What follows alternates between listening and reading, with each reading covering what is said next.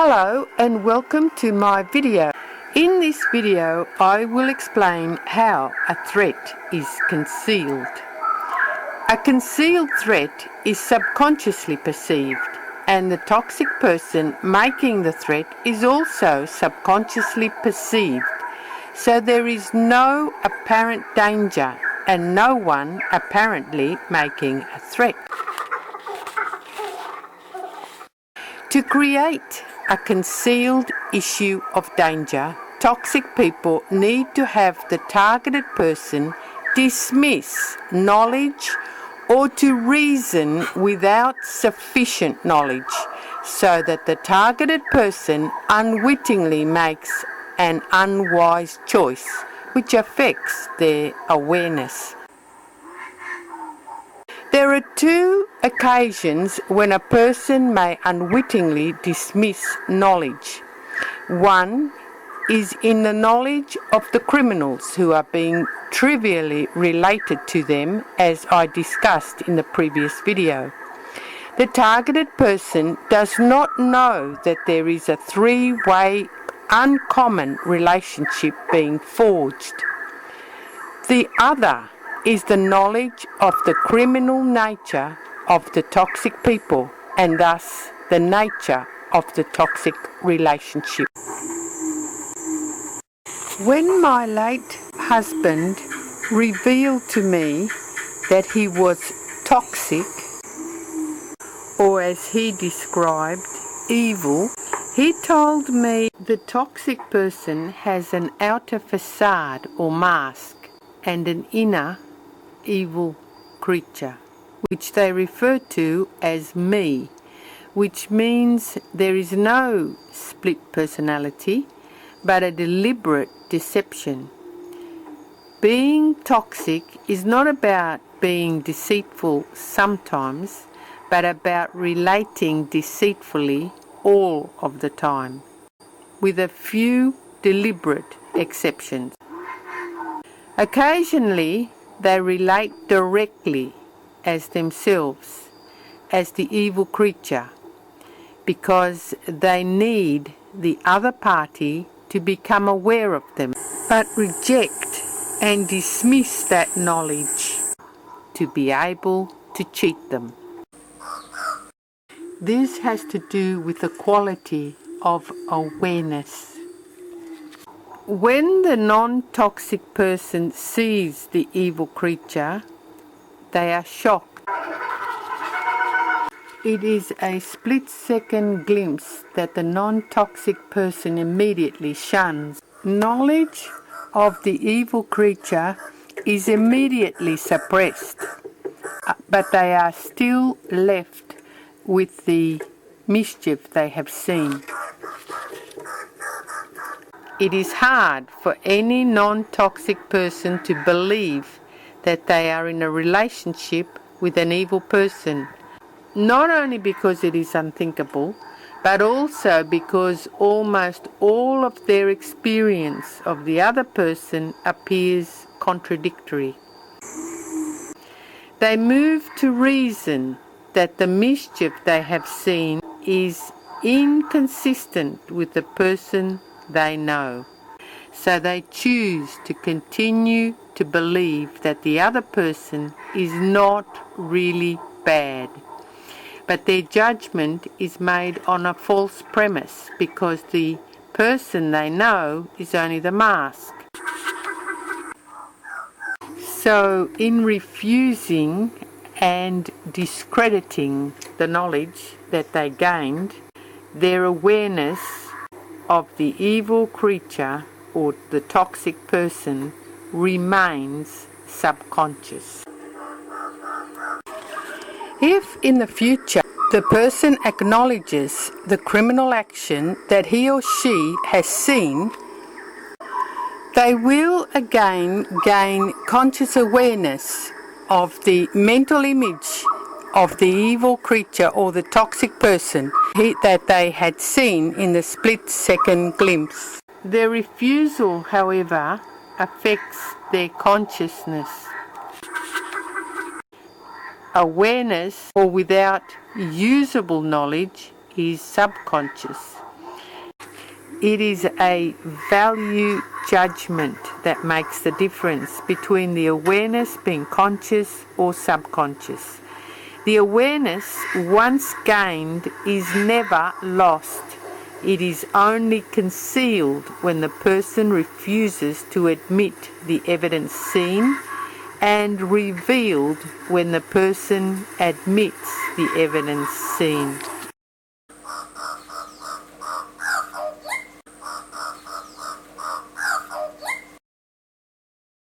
So the non-toxic person's refusal gives the toxic person an advantage.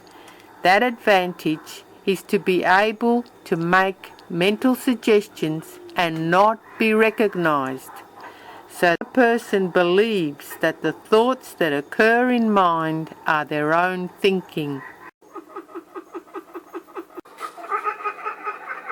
If the non-toxic person is aware of the toxic person, then they would recognize that the thoughts are their perception of suggestions.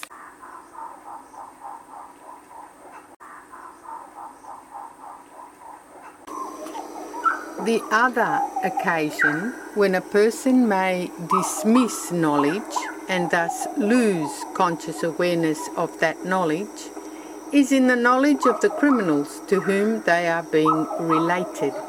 And as I discussed in the video on trivial relationships, there are many ways to relate the criminals who are seen or heard about as strangers by the targeted person.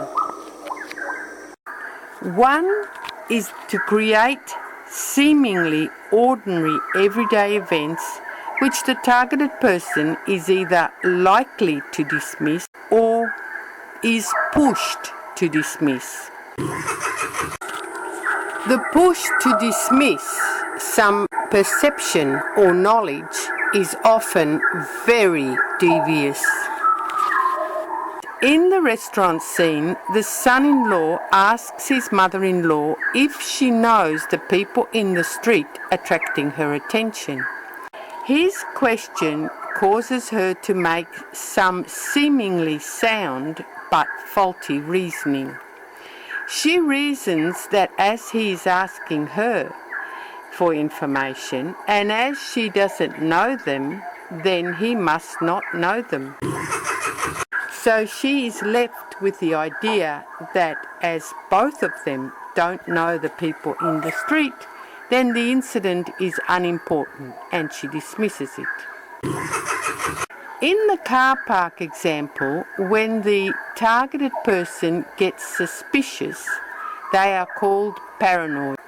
It is a way of pushing the person to discredit their intuitive knowledge, because the psychiatric opinion which influences the public's perception is that intuition is delusional. So the person is pushed to discredit their knowledge, which affects their awareness. By discrediting their intuition and dismissing the incident as unimportant, they have made their awareness of the knowledge they have subconscious. Other methods are more indirect. The strangers may be either pointed at or talked about and depicted as potentially dangerous. However, the identity of the strangers is not given, so the person has no knowledge of the source of the danger. We tend to treat awareness and consciousness as being synonymous, but they are not the same thing. Consciousness is awareness with knowledge. Awareness without knowledge, or where knowledge has been suspended or dismissed, is subconscious. So in dismissing some observation or knowledge, whether sensory or intuitive, then a person's awareness about their observations, perceptions and knowledge moves from consciousness to subconsciousness.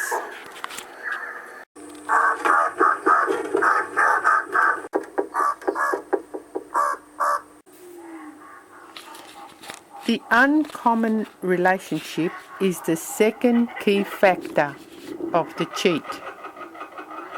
There are two types of relationships. One is what the targeted person believes, that is, that they saw some strangers who happened to be there and maybe made some noise, or that they had been told about them from a distance. So their relationship to the strangers is trivial. The targeted person does not know that the chief offender knows the strangers involved, or that they are criminals.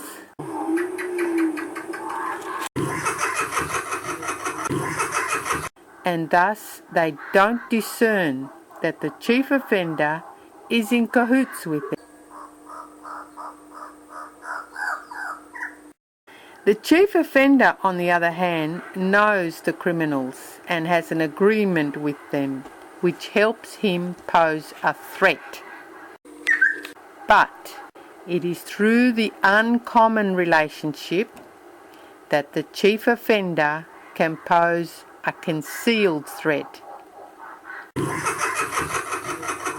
In a concealed threat, the person has awareness but has no knowledge because they have rejected the reality of the evil person. The blind spot created then denies them the information they need to realize that they are being threatened. Thus, they mistake the ideas in mind as their own thinking. In a concealed threats, so the other person does not realize that they are being threatened. If the thoughts depict a threat, then they are told that they are having menacing or threatening thoughts, and that the fear that they are feeling is only their fight or flight response malfunctioning. If the ideas depict an attraction, then the highly charged emotion that they feel, which is really unidentified fear, it is mistaken as evidence of love.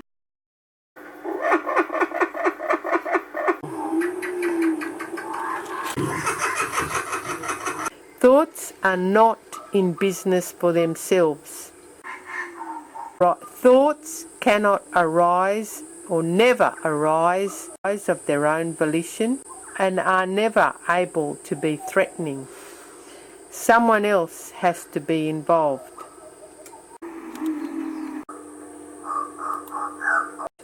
So how is a concealed threat brought about? Thank you for viewing my video. I'll see you in the next video. In the next video, the discussion on the concealed threat. And here is some goannas in my backyard.